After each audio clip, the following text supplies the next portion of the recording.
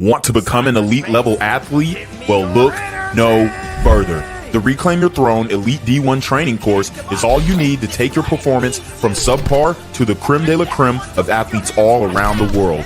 The purpose of this course is to give you a comprehensive weight training, speed, flexibility, recovery, and endurance program that is meant to prepare young athletes for collegiate and professional sports. This course is packed with over 2 hours of creative, action-packed lifts narrated and coached by yours truly to assure increased strength, speed, flexibility, recovery, and endurance. Hey, I get it. Training alone can be tough and can even make you feel misguided or somewhat unmotivated. But with this course, I walk you step by step through each and every lift to make sure you're using the proper form to prevent injuries and that you're hitting the correct muscle groups to render maximum results. So what are you waiting for? It's now or never. So go ahead and get the training course today so you too can reclaim your throne. What's good, Shadow Realm? It's your boy Reclaim Your Throne coming at you with another crazy video. But first, my goal is to get to 10,000 subscribers by the end of the month. So make sure you go ahead and like, comment, share, subscribe. You already know. Reclaim your throne. All right, guys. So today we are going to have an action-packed show here. We're going to have an interview portion of the show that will start in a second. And then on the back end, we'll probably do some reaction to the Coach Greg Adams, Andrew Wilson stream here. But yeah, we are live, and I just need you guys to remember that the hashtag Reclaim Your Throne Elite D1 training course is out. It is available. You can DM me on any social media platform, and I'll give you a 20% discount. You already know what it is. We're trying to see you guys get in shape, become the best version of yourself, all that stuff, you know, while also building a community of like-minded individuals. So with that being said, we are live on YouTube on hashtag Reclaim Your Throne, Twitch. We're live on X, Instagram, Rumble, Kick, and we are also live on TikTok. So this should be a pretty action-packed show for you guys today. It's going to be jam-packed. Let's see. And we're also, so we're live on X. Want to make sure you guys get up in here. But without further ado, we will go ahead and bring our guest of honor onto the show. We're going to be talking about dating, relationships, and the adult industry. Okay, so it's definitely going to be interesting. We're going to kind of get the ins and outs on how to maneuver and whatnot. So I'm going to go ahead and add Angel to the stage. So Angel, all right. So guys, here is Angel. She is on the stage, and you know, she is honoring us with her presence. So guys, make sure, you know, we keep it cool, keep it cordial in the comments, in the chat. Obviously, we're going to have some fun here, but with that being said, Angel, if you just want to go ahead and introduce yourself, that would be great. Absolutely. My name is Angel. I'm years old. I'm a mother/milk. I live in Atlanta, Georgia, and I'm just an open book. So I think this should be a lot of fun. All right, all right. And you said how old were you? I'm 28. 28. All right, cool, cool, cool. All right, so 28, you said you were, did you say your relationship status? Oh, I am engaged. Okay, so you're a mother, you're engaged. How many kids you have? 3. 3 kids. All right, cool. So I mean, I guess we'll kind of get into maybe like your origin story. So let's go back about 10 years when you're 18. How was the dating realm for you at 18? Like, what kind of guys were you going for? What was in, what was popping back then, as far as like what women like yourself were desiring back then? And just kind of give us a little bit background on your dating status at 18. At 18, I had been with the same man for about 3 years. Very toxic relationship, very bitter, very horrible. Did the whole high school sweetheart thing. Did not work out. Misery to all the girls listening. Your high school sweetheart, 90% of the time, is not the one. For the 10% of you, love to you. All the support. I'm a girl's girl. But you're doing too much in high school. And my thing was is I always went for where I grew up in North Carolina. I grew up in the Bible Belt, somewhere called Yadkinville, North Carolina. If anyone's ever heard of it, I'm sorry. The dating pool's not very large. Um, so I tend to go for, I'd say, the bad boys, which were um, pretty southern, grown up in southern ways, very religious, very opposite of me. So that's kind of where I was 18 years ago. Um, at the brink, I hadn't started in the sex work industry yet, um, but I was dabbling in the dating pool because I just got out of the relationship. So I was seeing people here and there doing the whole thing. But yeah, that's where I was 10 years ago. Graduated. Okay. And you described your, I guess this was your first relationship in high school, your quote unquote high school sweetheart, as toxic. Can you just kind of give us, um, I guess some of the things that were going on that made you realize that it was a toxic relationship? Well, the cheating, obviously, the emotional abuse, financial abuse, which at 18, but when you move out and move in with someone at 18, financial abuse comes into account. Um, physical at the end. But the line for me is that he was hiring hookers off Craigslist, which again, I'm a girl's girl, sex worker, whatever. I don't do in person work. Mm-hmm. Some girls do. And he was partaking in that, that was the line for me when you're hiring Craigslist. Okay, okay. And we say something on this channel, sexual access and sexual variety is essential to a man's mental health. Why do you think that he was, I guess, going outside of the relationship to get sexual gratification? Was there something going on in the relationship, or were you not putting out, or was he just like, oh, I just need a ton of bitches because he's a young guy and Uh, maybe high bitch, testosterone, whatever? bitch was putting out. I'm pretty I'm pretty sexual. Okay. That's the thing. Started when I was very young, was watching porn very young. Um, very, very young. So I lost my virginity at 13. Um, had only been with 4 men before him, but no, I was putting out for sure. Okay, okay. And you said like you started watching porn young. How young were you? Probably 7.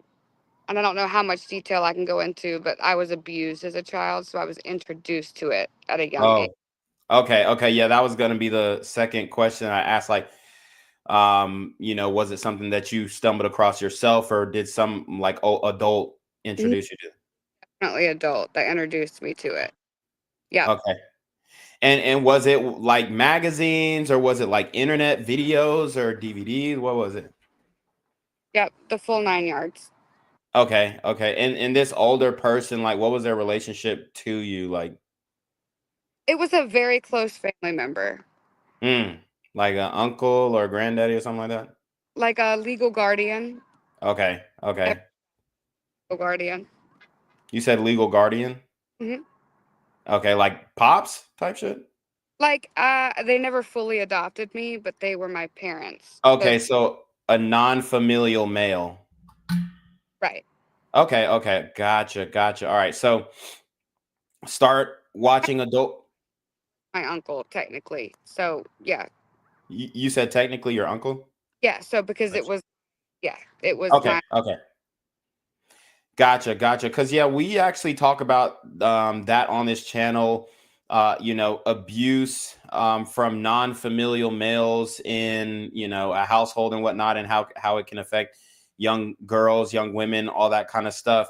So very interesting that, it's kind of like a pattern, I would It, say. Now, when this abuse started, did you let anybody know, or was it something that you were scared to kind of talk to people about? How did that, like, I'm I guess, mature?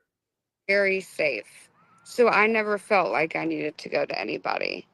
So I always felt very, um, I guess I didn't obviously know that it was wrong. So I didn't even feel that I needed to tell anybody.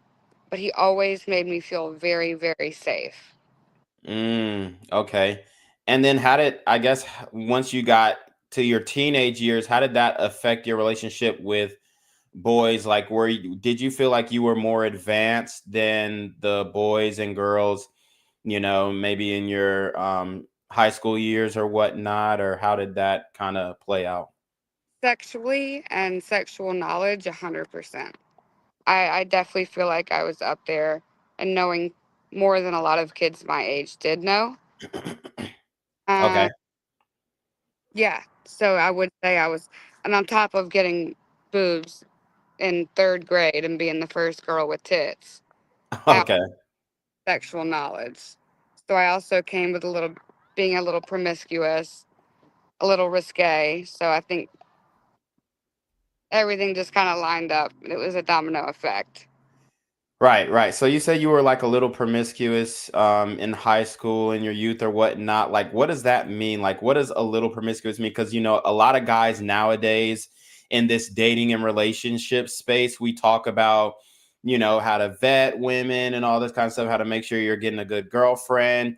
So, what do you consider promiscuous? Like, how many guys a year would you consider promiscuous? Is it 3 or 7, or like, what would you consider promiscuous? To be honest, I didn't have many bodies because I had only been with 4 men before my ex, but I was reduce, reuse, recycling. Mm. Feel me? Mhm, I mhm. think um, a lot. Pretty much every chance I got, whether my parents were home, wherever we were at, wherever we could be without getting caught, going down. So my boyfriends, my significant other, never went without because I'm down pretty much 24/7 Okay.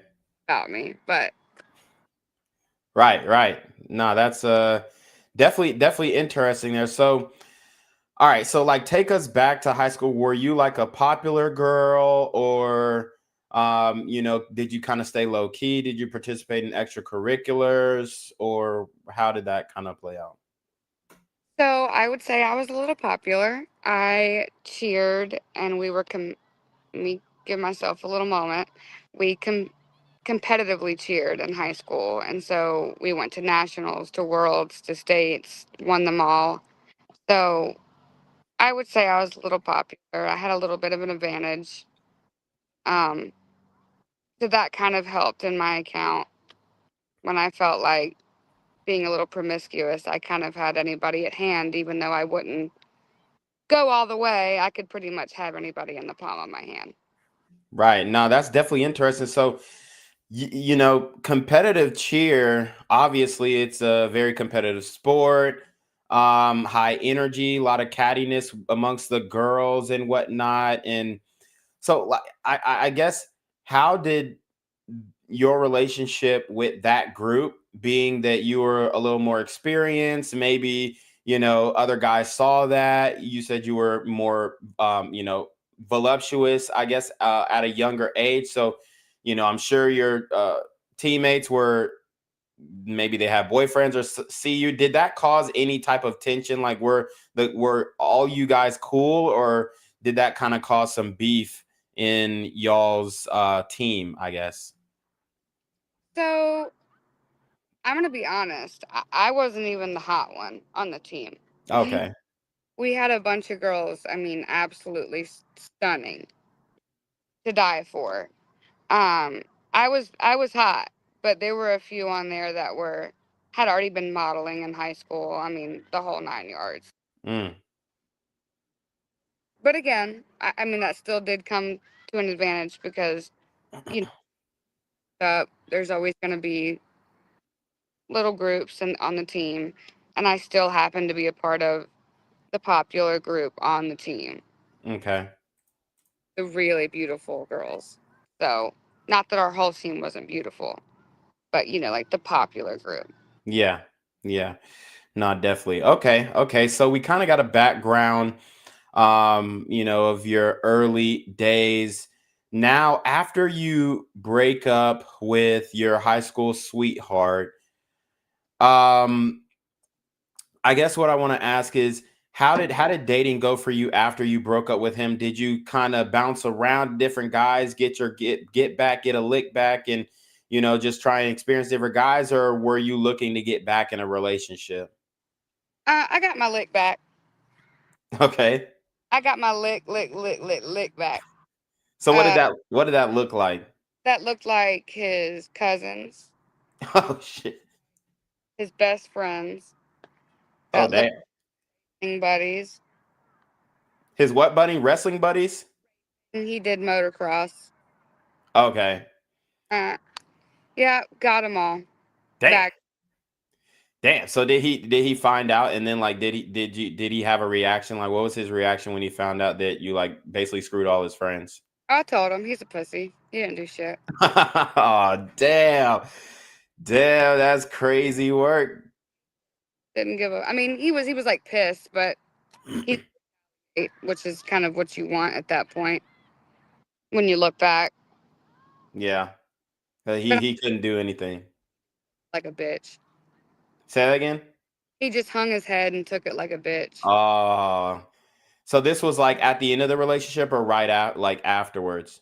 Right after. Okay, okay. Gotcha. Wow. All right, all right. So we definitely cooking with grease here. So after that, like what did you kind of look for in men? What was your, I guess, your target demographic for guys to date or sleep with at that time? Today, I used to want somebody that wanted me as a trophy. And by God, I'm not the hottest thing in the world. I'm not the biggest trophy wife, but now I just want somebody that wants me for me. Not because of the work I do, not because I'm a mother and that's a kink or whatever all the bullshit is. I found somebody now that really loves me for what's inside of my heart instead of what's you're looking at. Okay. Okay. And like when you were younger, how did you maneuver through the guys that you chose to date? Like how did you pick them, I guess? Like did you have any help or guidance or girlfriends or whatnot that were helping you kind of, swift through, or was it just something that you say that again? I would always go for the underdog. Mm, okay. And then I how would you something in the ones that usually nobody was interested in. And I almost feel like that was kind of a confidence boost when I look back at it. mhm. But again, I'm no expert. So Right. So when you went for, I guess, quote unquote, the underdog, were you looking for more of a power dynamic in that relationship where you would have a little bit more say and more control of the relationship? absolutely. Okay. And when you were in those types of relationships, um, like I guess what was the financial situation like? And then how did that correspond with the power dynamic? Was it kind of a thing where he was taking care of you, or y'all were going 50-50, or what did that look like? Oh, that was more like 80-20 me. Okay. So Yeah. you were bringing home the bacon. Yeah. So what were you doing for work in those relationships to bring home money? Was it a regular job or? Yeah, it was regular. It was serving and bartending. Okay, okay. And you did pretty well doing that. I did pretty well. Okay. All right. Cool. So when did you start having kids? I was 24 when I had my first kid. 24 when you had your first kid. And the guy that you had a kid with, um, I guess, how was that relationship? Like where is he now, and why did y'all break up? Why couldn't y'all make it work? Well, he was a one night stand, actually. Pregnant the first time. And so we tried to make it work. We just were not for each other. Complete opposite side. I mean, complete opposite sides of everything. We decided, to keep it to her now. So keep her. And so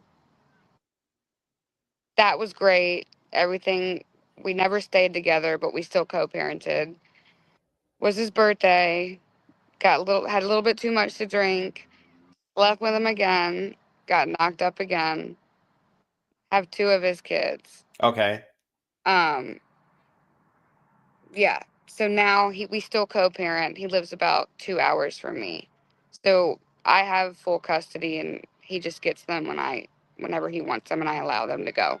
Okay. And then is he on child support, or y'all just kind of work it out? No. No child support. All right. So I guess what made you decide not to put him on child support? Because he helps so much. Whenever I need it, I know I can text him and if he doesn't have it, he'll find a way to get it. Okay. Not anymore so much. They're a little bit older now, but whatever it is, he I know worst comes to worst, I can text him, even if it feels humiliating. As a single mother, he's always there. He's always got my back. Okay. And then the third child, did that come from the fiance you're with now, or no? Correct. Yep. Okay. All right. Okay. Cool. So because a lot of people have like baby mama drama and all this kind of stuff. So how was it for you after the first baby daddy, like getting into um dating again? Like, was it hard as a single mom to date? Yeah, I definitely wasn't looking to date at all. I was avoiding it wholeheartedly. And I had gotten my old bartending job back and I walked into work and it was his first day at work and it's that's all she wrote. We've been seeing each other ever since. So it was really I wasn't looking for it. I wasn't wanting it. I didn't have time for it, but somehow everything just kind of fell together. Mm, okay. And then okay, so with that being said, you're with your fiance now. When did the like sex work come into the equation? Like, when did you start doing that? And then I guess what forms were you doing? Because you said you didn't do like the in-person joint. So I guess what kind of sex work did you start off doing, and then kind of where did it evolve to now?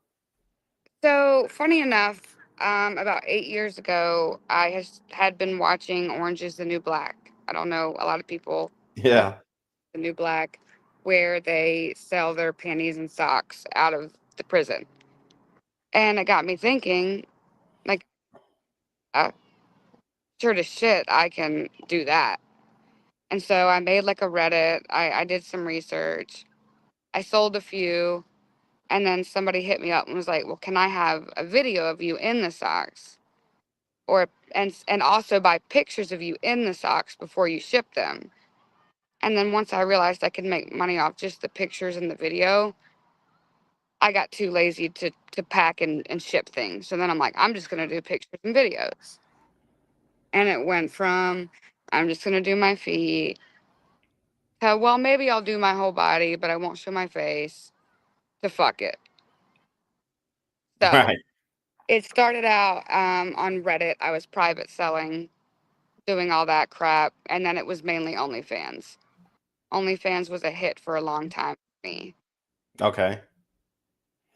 So you're just kind of selling undergarments, basically? In the beginning, I was selling like underwear, bras, and socks. Yeah, I also weird. I had some people buy like the inner lining of my shower curtain. Wow. Inner lining of your shower curtain. Yeah, like the clear lining. Yeah. Was that like a special request or? Oh yeah, somebody asked me for that. And he didn't want you to clean it before he sent it, right? Or No, no, that's crazy because you know them. What'd you say? people want you to blow your nose, send it to them. I haven't done that because that's a little weird with like DNA. Yeah. I know there's DNA on everything, but that's a little bit much to me.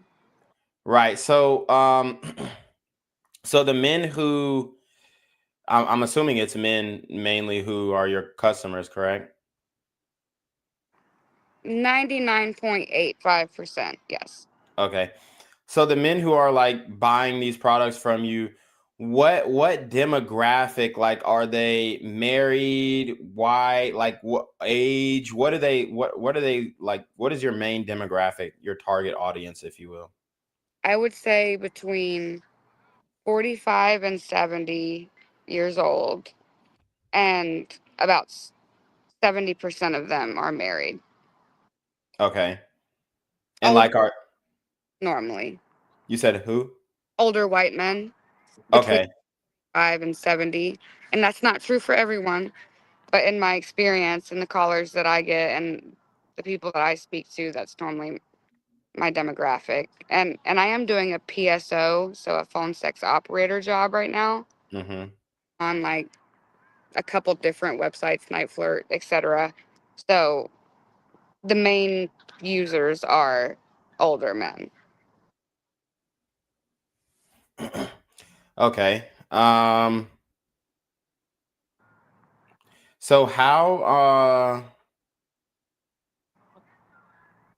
let's see. So how did you get into like the phone sex operating thing? Um, I was on ChatGPT and I like websites that you can make money chatting because I keep seeing like stupid little ads like make money here just talking to people.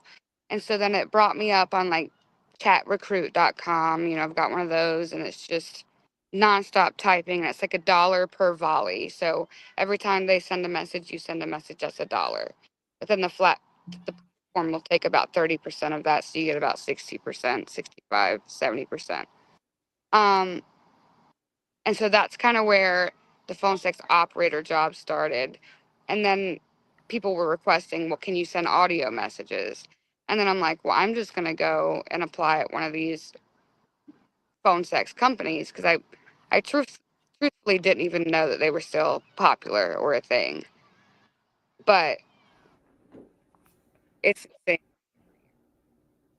insane. Damn. It's day the phone's ringing.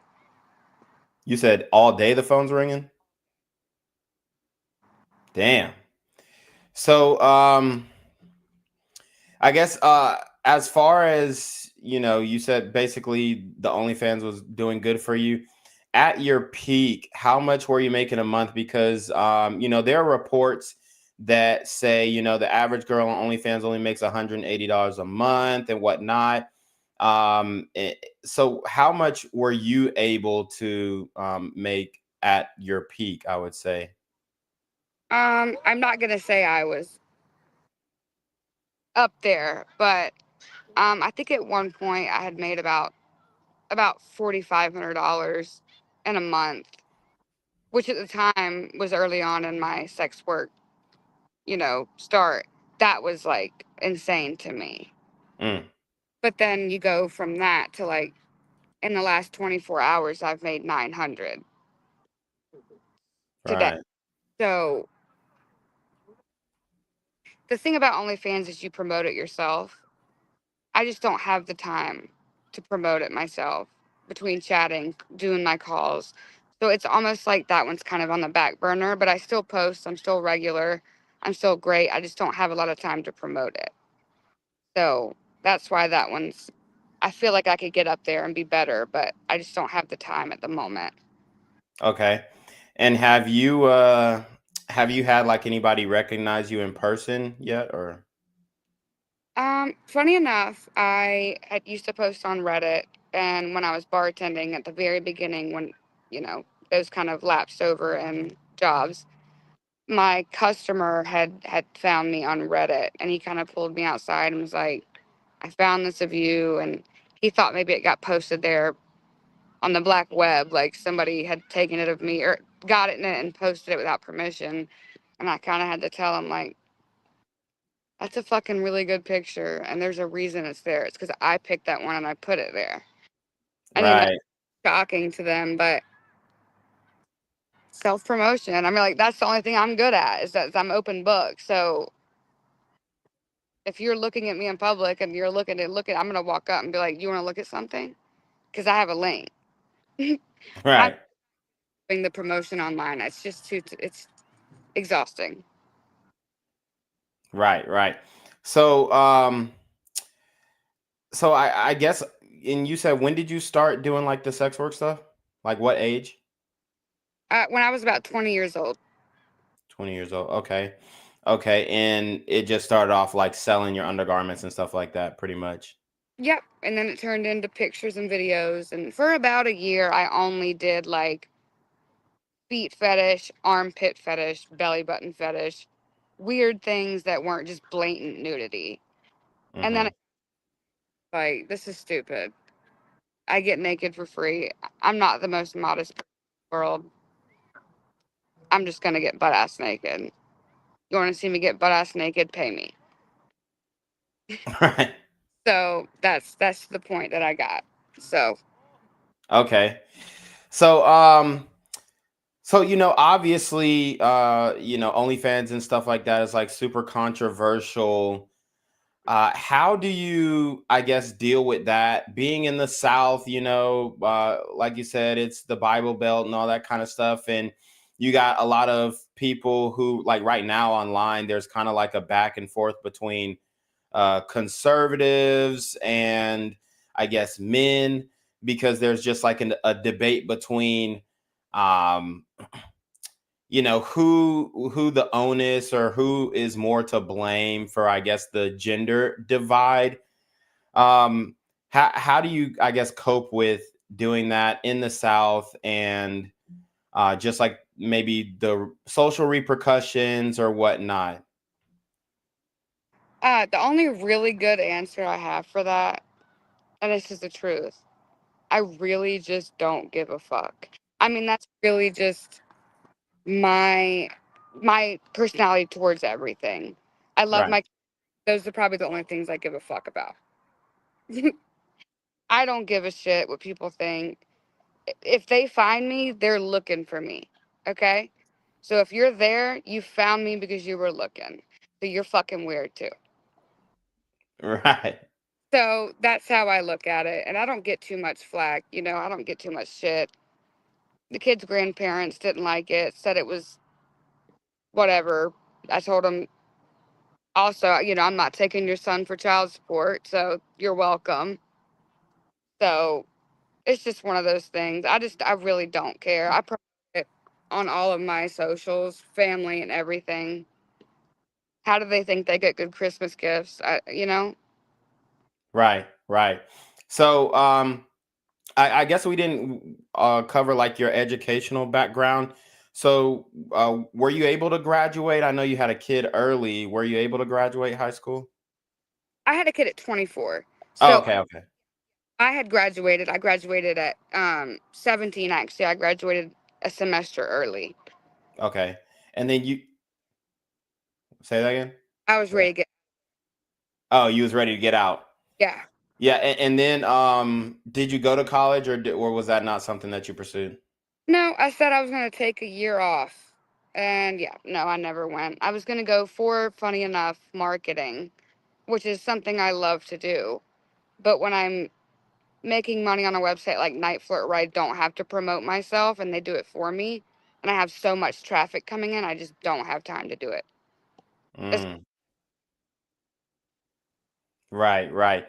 So basically, the online phone sex service is kind of where the I guess the majority of your money is made, you would say?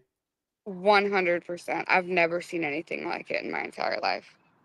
Okay, so how much are girls making on there? Because and then like, is it that they see a picture of you and then they want to talk to you, or how do they actually choose you? Because I know there's other girls and it's probably a competitive market. How do they choose you, and how much would you make on? I guess say I'd say like in a month. Well, that's a hard question for a whole month. Or Um, let's say a week then. well, let's just say, like, for instance, today, in 24 hours, because I worked the night shift last night and then I stayed awake for my kids today. Um, I've made $900, and I've turned my calls off to be here with you. So I could still, you know what I'm saying? Like, it's just nonstop, and you can work for multiple companies. So if for some reason you're not getting a call on one, your phone's ringing from another one. And so let's say you worked 4 to 5 days a week. I mean, you could potentially make $3,000, $4,000. It just depends on if you're gonna pick up the phone when they call. Mm, gotcha. And then your fiance, like how does he deal with it? I guess was he ever like apprehensive about it? You know, with the posting pictures or having phone sex with guys, and then how deep, like how dirty does the phone sex get? Like, is it like y'all talking about actually fucking, or is it more that these guys are just looking for somebody to talk to and you know kind of pat them on the back? So 50% of them want to talk about sex, hot, heavy, moaning, groaning. The other 50% of people just literally want someone to listen to them. It could be about shit. I mean, it doesn't matter. They just want to know someone's listening, shoot the shit, talk about the weather, talk about. Some people even want to talk about politics. I mean, some people just need people, and this is cheaper than a therapist. Mm. So, you know. Do do some of the men like end up admitting, I guess, crazy things to you? Oh, yes, for sure. You're allowed to have 10 listings per profile, so you can have 10 different reasons to call in, pretty much. I have a whole line just for confessionals. Oh wow. Yeah, we get some pretty crazy confessions, I'll say. Can you give us an example of something crazy that someone confessed to you? Yeah, so I had this guy called immediately as soon as I pick up the phone. Hi, my name's Kristen. I'm a chronic masturbator. Like, you can tell he's been through years of therapy, group sessions, whatever. So I'm like, he's going on, and this man's an actual monster. He's been arrested, like, in prison before, for being in public and doing this. And but he's not coming to you to talk to you to brag about it. He's really trying to get it off his chest, and he uses it as an outlet to be like, I guess, to bring awareness. I don't know if I believe that, but the way he talks about it is the craziest, weirdest thing I've ever. And he's just like, yeah, he's been to prison like six. He's on the sex registry list. He can't even be around children. Like, it's disgusting. Damn. It's And like that. I block immediately. I can't. That's immediately no for me. I'm just block and report. I can't. But I mean, another one. A dude is in love with his wife's mom. So in love that, and half this stuff is not true. You know, some of them, they just want to make it up and see how far they can get away with it. mhm. So, and then another one walked in on his wife with his dad. That was today. And what'd you do? Oh, well, I stood in the hallway and watched and jerked off. Okay, right. In what world? Right. Right, right. So these are more like people confessing their fantasies to you. Yes, absolutely. I mean, you do have some that call in and we're like, I hooked up this weekend at the bar while I was on a work trip and, I'm married. Okay, you get a few of those, but 90% of the ones you're going to get on that line are going to be crazy, unimaginable bullshit. It's Wow. So have you ever like gotten into, I guess, like the escort game, or have you just been strictly online? strictly online. Yep, I've never met any of my regulars. Not even I have some people that have been buying from me for 8 years, and I still, being a mom, and I wasn't a mom in the beginning, but today you can't trust anybody. It's not worth. There's no amount of money that's worth being on the news the next day. Yeah, yeah, that's And true. that's to all the girls. If there's any girls listening, I don't care how much money they offer you. It's not fucking worth it. True. So have you like do you interact with a lot of the other girls in the industry, or do you just kind of do your own thing, keep to yourself? I don't have much interactions with other girls in the industry because I don't do a lot of collaborating. Um, so yeah, I don't get the opportunity to do that very much. Okay, okay. Yeah, because I was just, kind of trying to see, what advice you guys would trade to each other, I guess. But I guess if there was like a young girl, she's 17, about to turn 18, she want to start a Oh no, my OnlyFans. phone's on 1%. Can I switch it to a different device, Oh, yeah, yeah, or yeah, is it gonna sure. mess everything up? Nah, you can switch it to a different device and then just click the link again. Okay, hold on. Let me do that. If I dip out for a minute, that's why. Yeah, yeah, that's fine. Let's see.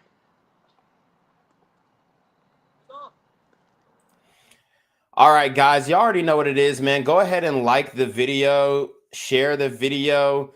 We are getting deep into it. We got Angel on with us. She's giving us the tea on the adult industry, the online portion of it. And we're about to pick her brain on, I guess, what type of advice that she would give to young women who are looking maybe to potentially start in OnlyFans and whatnot. Like if she would persuade them to do it or dissuade them against it. What her thoughts are. We're definitely going to pick her brain on that. You guys, if y'all want to ask a question, make sure you send a super trap. You'll have to send a super trap through YouTube. If you have any questions for Angel, I will ask them, but it has to be a super chat. Y'all know I read free chats, but with this one, we're definitely going to have to put a paywall on the questions. Now, if you just want to put a miscellaneous chat in there, I might just, respond to it and whatnot. But we got Angel switching her device. So it looks like she's a little frozen up right there. She's switching her device. She'll come back in here. Shout out to King David for Christ. He says, reclaim your throne. Yes, you already know what it is, man. We are live. I'm actually going to do a reaction to the Coach Greg Adams, Andrew Wilson show as well. The debate that they did afterwards. We probably got Angel for about 15, 20 more minutes. Then I'm going to log off. I'm going to make some pre-recorded videos for my other channel. And then we'll get back on and do like an hour of reaction to the Coach Greg Adams thing. But definitely wanted to get Angel on here because she is giving a lot of insight into the sex work industry. She let us know the demographics are mainly 40 to 70-year-old married white men. She said 60% of them are married. 60%.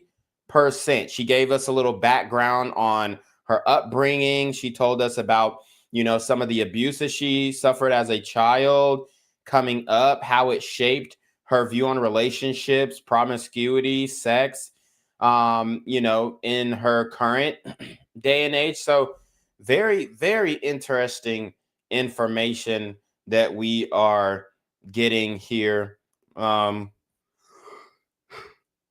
excuse me, from Angel. Definitely a dope interview, if I do say so myself. I'm asking all the right questions, but if you guys have any more questions, I would definitely love for you guys to put your input in there. Let's see. Okay, so yeah, we're still waiting for Angel to rejoin the stream. Hopefully, she can go ahead and hop on. Like I said, or like she said, rather, she's an open book. She is open to answering any questions. Um, she's told some stories of her being on the phone and some of these guys, I guess, having some type of cuck fetish or fantasy. And this is what we talk about on this channel all the time, man. Y'all already know what it is. I always tell y'all that a lot of these dudes, online, they chat a whole bunch of crap, about how they're this, how they're that, how they're killing it with women. But in reality, it's just their fantasies. And also, most likely they're probably participating in this type of situation here, where they have the they're trying to have phone sex with a woman who doesn't even know who they are, doesn't really care who they are, but is collecting their bread. So the next question I have, I'm just going to put in the back chat just so that I can remember. What are some advice that you would give to a 17-year-old? Give to 18 year considering joining. All right, so it says she said her phone was on 1%. So hopefully we can get her back in here. May not be possible. But yeah, I had a few more questions I wanted to ask her. Definitely. Oh yeah, so that's one of them. As you guys can see, I put it on the screen. But we've been having a good conversation so far. I definitely want to pick her brain a little bit more, and this is fun, guys. So if you guys want me to do more streams like this, man, you got to donate, you got to show love, so that I can make sure that we got everything in order. All right, we got everything in order, and we can go ahead and make something happen here, as it pertains to just getting more people on the stream and talking to different personalities, people who have had different experiences than us. Obviously, we definitely interested in this story here. Hopefully she can get back on the stream. If not, then we'll go ahead and move on. But man, I mean, she has some stories. And probably would want to dig deeper, delve a little deeper into her story. Okay, so it looks like she's entered the chat again. I'm alive and well. All right, guys, we got Angel back.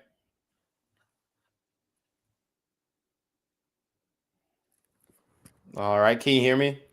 How we doing, guys? All right, cool. Doing good, doing good. Are you able to hear me? Yeah, I can hear you. Cool. Where were we? Yeah, so if you could just get into like a stable position. Yep, I'm about to sit back down right where I'm at. Okay, cool. Well, I was gonna ask you, because you said you started sex work at 20.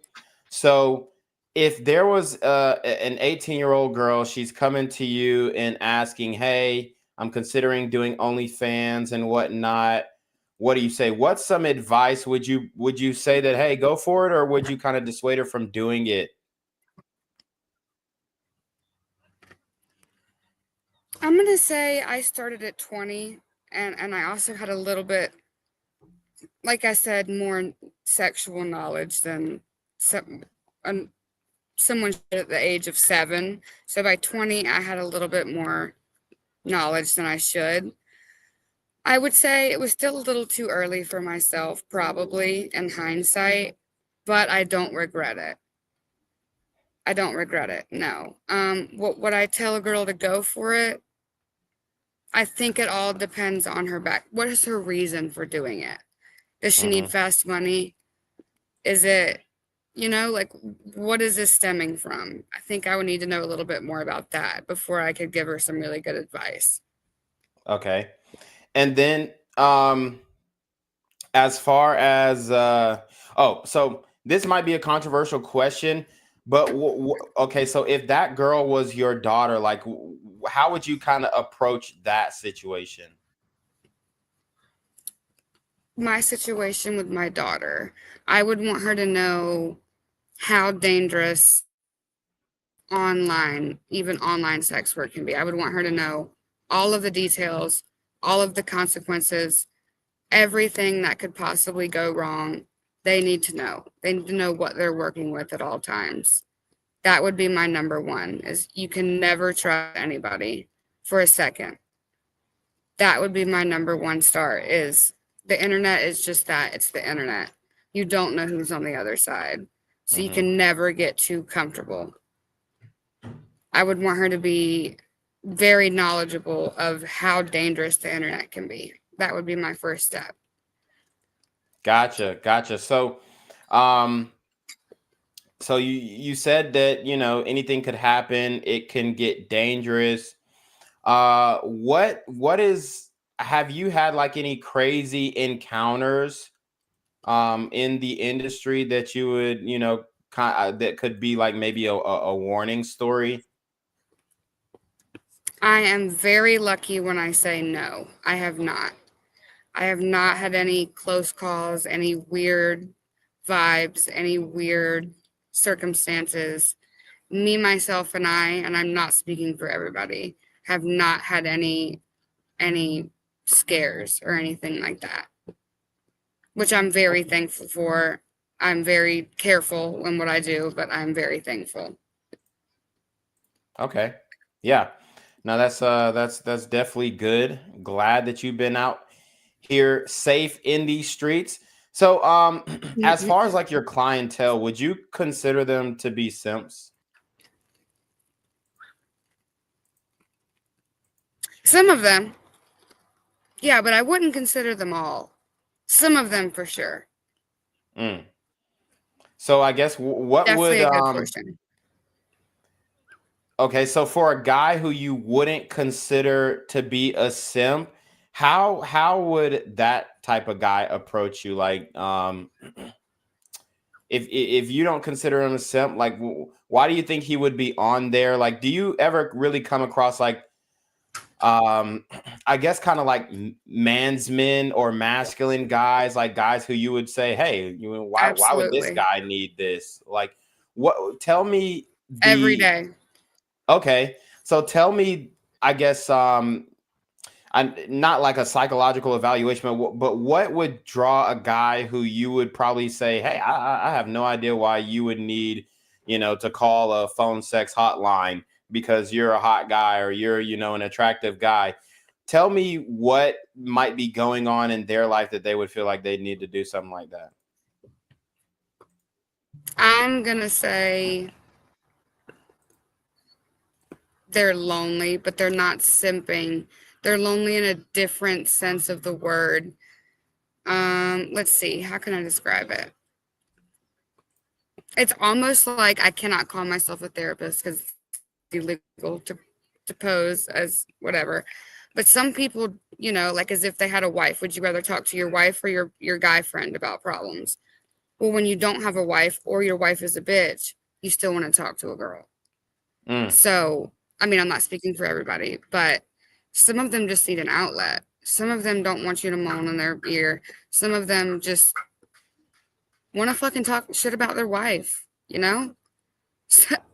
Some of them just want to talk shit about their friends, their job. Some of them just, it's cheaper than a therapist. That's what I'll say. Okay. Okay. So mainly they're coming to you for emotional support. Right. A lot of emotional support. A lot of the ones that call in that aren't wanting the moaning and groaning are there for emotional support. Wow. Yeah. Okay. So are they like trying to like game you up, or what do you think? Most of them don't try. When you can tell like that, they're very professional. They respect you and the service that you provide them, and they don't want to push you or make you feel uncomfortable. They are really thankful that you'd even pick up the phone and listen to their bullshit. I will say that. A lot of them are really professional. Thank you when they answer the phone. Thank you 10 times when they hang up the phone. And then you've got some of them, they just hang up the phone. They don't give a fuck, you know? Mm-hmm. And you Okay. can tell, Okay. you know, the difference in those. Right. Right. Wow. I mean, that's very interesting. Guys, we are 55 minutes into this interview. We probably got Angel for about 10, 15 more minutes. If you guys want to send a super chat to get in some more questions. But I want to actually play a video that's been going viral. It's of this streamer. And there's, you know, a OnlyFans model named Camilla, and she gets recognized in person. I kind of want to get your feedback on this and see how you would react to this if this happens to you in real life. So can you see the screen here? I can. All right, cool. Let me play the video. It's Gideon. I feel like I actually know who that is. Who? Isn't that the girl that does OnlyFans? Oh my gosh. She's None of that. You should not know that. All that. None of that. how the fuck? Where are your parents?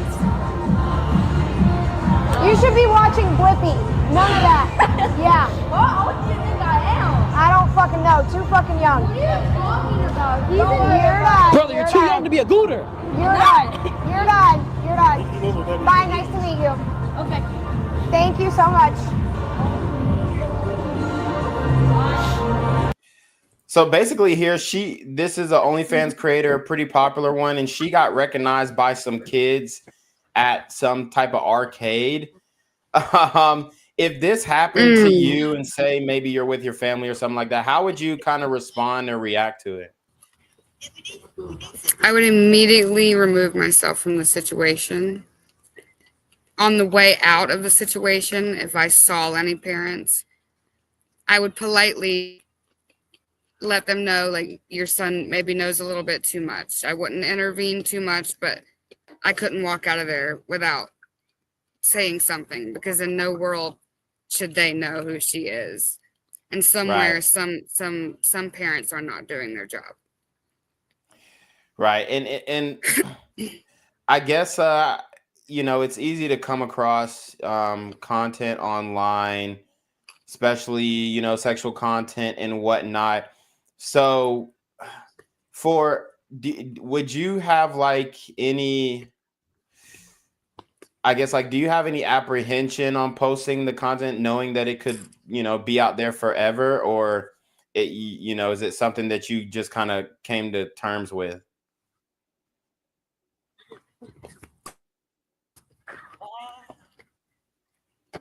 I don't care that it's out there forever. I made it, so I know it's at least good enough to be out there forever. It wasn't like it was taken of me through the blinds, and it's humiliating. And one day my kids will probably see it, but by then they will be adults. You know, and so if it does happen, you want to know what? Then we will have already had that conversation. That surely by the time they, you know, because my kids aren't going to have TikTok. They're not going to be on TikTok on their phone. I just don't believe. I know I might call me what kind of parent I am. I know everyone says that and their kid still winds up on TikTok. But there's 90% chance that that's where that kid saw her at was TikTok. Okay. You know, and so Yeah. it's things like that that we're not really thinking about. But they're not always just finding these people from OnlyFans. You need to really be watching what your kids are doing on their phones. Right. And okay, so I also forgot to ask, would you consider yourself heterosexual, bisexual, or which, like, I guess, what's your sexuality? I'm pansexual. Pansexual. So pansexual means that you would rock with like any sexuality. Is that correct? Correct. So you like And wouldn't that's have not for everybody. right. I get Right. that. So you wouldn't have a problem dealing with a homosexual man, for instance, No. or a transsexual woman or man. No. So you're open to dating anybody, pretty much. Correct. Yep. Okay. Because yeah, I often say that we are in a pansexual pandemic, and you have a lot of people who have open fluidity with their sexuality and whatnot. So I try and, like, educate my guys on understanding this and, knowing how to navigate it in the dating space. So for guys who are young and looking to start dating, for instance, there's a statistic out there that says 33% of men between the ages of 18 and 31 are virgins or haven't had sex in a year. So for a guy who's in that 33% who's a virgin or haven't had sex in a year, what type of advice would you give him to attract women his age group? So give me that percentage one more time. You said there's So there's 33%. So 1/3 of men out of every 3 men, there's one of those guys who hasn't had sex or is a virgin between the ages of 18 and 31, and he's looking for dating advice. What type of advice would you give him to pull a girl? girls are not as hard as men make it out to seem. They just don't feel like doing it. And so I would say open your eyes, read a little bit into her, find out what her love language is, and give it your all. I mean, once you figure out their love language, you should have it in the bag. If you can do your own research and figure out what they like, you should be able to bag one if you're really trying, I believe. Right, because so we like to talk about on this channel looking for choosing signals before cold approaching a woman, like before just going up to a woman you never met and then asking her out or asking for contact information. I like to direct my guys to look for choosing signals. So what are some examples of choosing signals that you, or maybe somebody that a girl that has given to a guy to let him know that you're interested? Or are you just more of an upfront type of girl? I'm a very upfront. I use my words. I was given a mouth and it works. So that's what I use. I use my tools. Right. Because like usually I'm we very much open.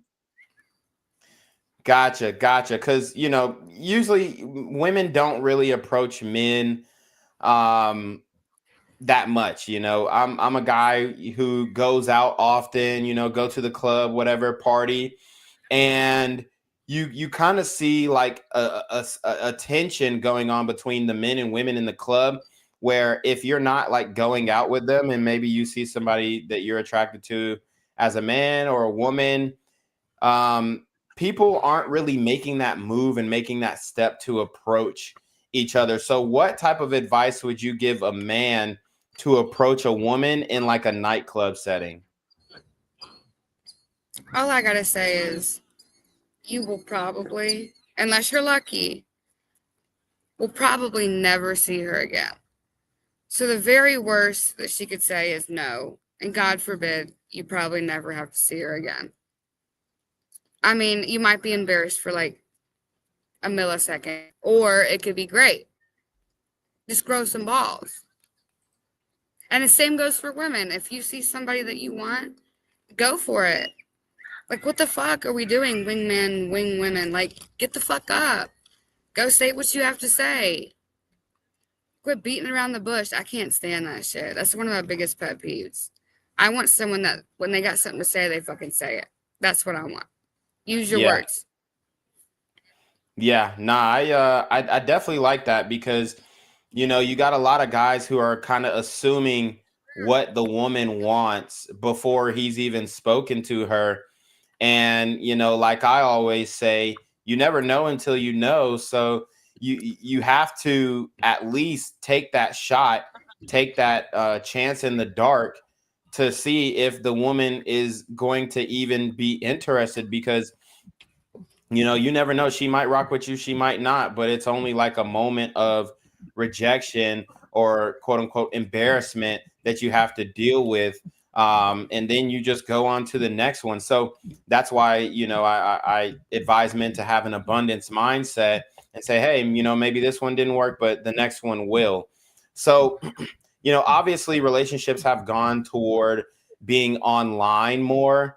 And I think that's contributed to people being socially awkward, men and women in public. You know, you just kind of see this Absolutely. this anxious tension built between the two sexes.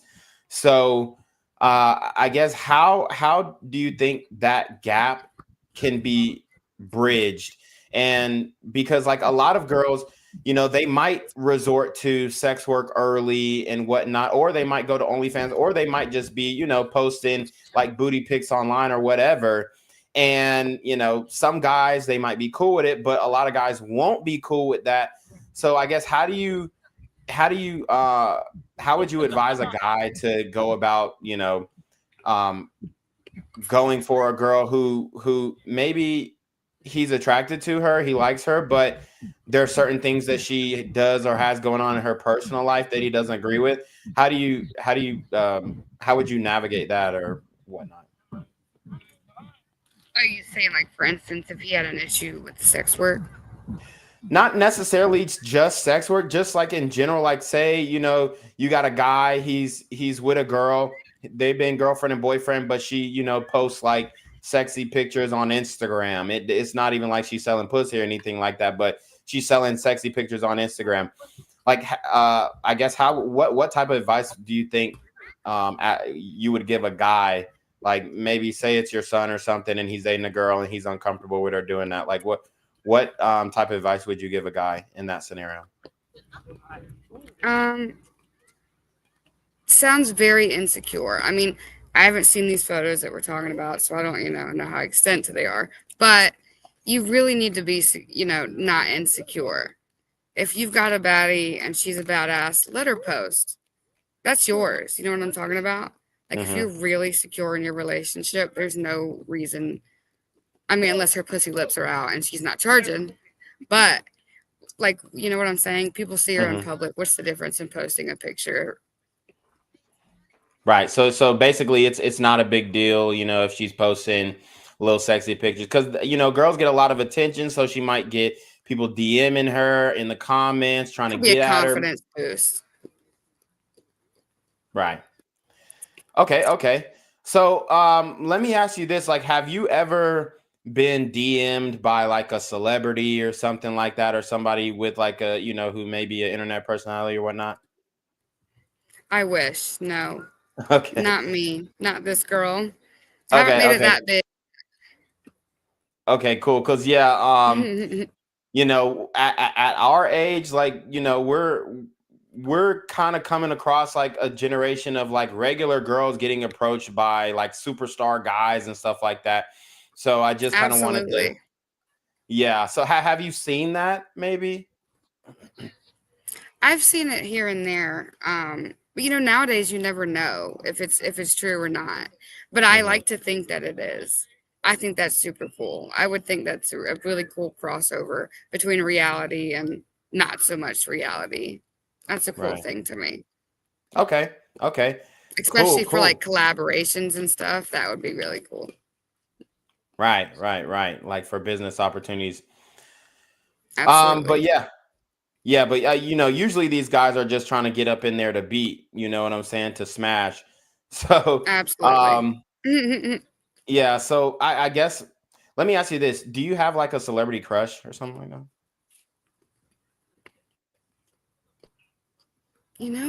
I guess yes. I feel like I would any other day of the week until you asked me. Oh shit. Okay, so like who's a actor or maybe singer who you think is hot? Joe Jonas From the Jonas from the Brothers? Jonas Brothers. Okay. Oh yeah, that's an oldie. That's an oldie for sure. For sure. Yeah. So Yeah. yeah, that's who I Or came up. Penn Badgley from You, or from Gossip Girl, the guy. Yeah. No, I definitely know who That's a that is. good one. Okay.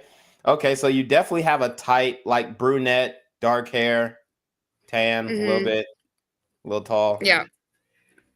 Gotcha. Okay, so what is like your specific type? Give the height, race, eye color, hair color, and financial status, if you will. I'd say 5'9", 6'1", or 5, somewhere between there. 180, 200 pounds. Dark brown curly hair, brown eyes, tattoos.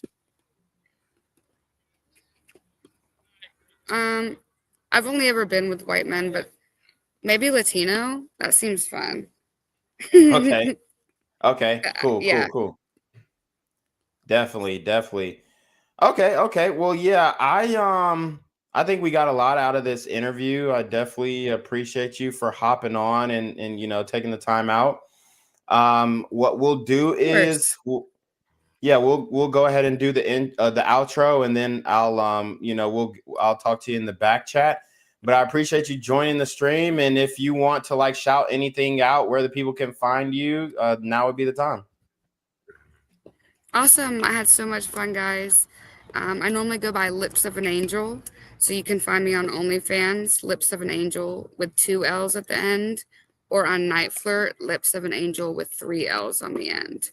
So if you want to go check me out, that's where you can find me. All right, guys, you heard it first. So you already know what it is, man. It's your boy, Reclaim Your Throne. Make sure you like, comment, share, subscribe. Send your relationship questions to the email down below with a screenshot of your CashApp so I know you're paying your tithes, man. Y'all know you're paying your freaking name with the BS. You already know. Reclaim Your Throne. Want to become an elite level athlete? Well, look no further. The Reclaim Your Throne Elite D1 training course is all you need to take your performance from subpar to the creme de la creme of athletes all around the world. The purpose of this course is to give you a comprehensive weight training, speed, flexibility, recovery, and endurance program that is meant to prepare young athletes for collegiate and professional sports. This course is packed with over 2 hours of creative, action-packed lifts narrated and coached by yours truly to assure increased strength, speed, flexibility, recovery, and endurance. Hey, I get it. Training alone can be tough and can even make you feel misguided or somewhat unmotivated. But with this course, I walk you step by step through each and every lift to make sure you're using the proper form to prevent injuries and that you're hitting the correct muscle groups to render maximum results. So what are you waiting for? It's now or never. So go ahead and get the training course today so you too can reclaim your throne.